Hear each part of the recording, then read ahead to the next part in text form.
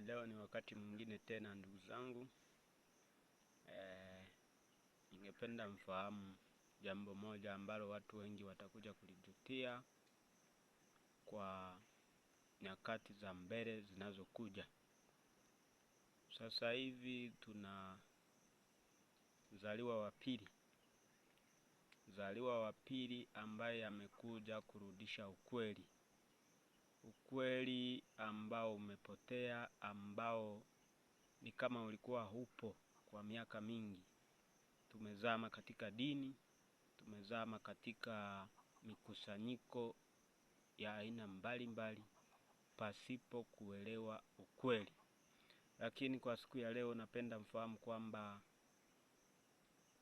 mzaliwa wa pili ambaye ni Zurura 100 yupo nasi katika hali hii inayoonekana. Kwa hiyo ndugu zangu, msikilizeni na mpokee na mkubali yale anayoyasema. Pia kwa wale ambao tunaelewa au mnajua Kiswahili, mtafute Imani Mchimbwa.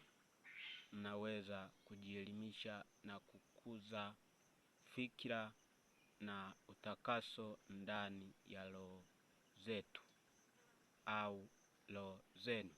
Tunajifunza kupitia Imani Mchimbwa na pia Zurura 100. Asante.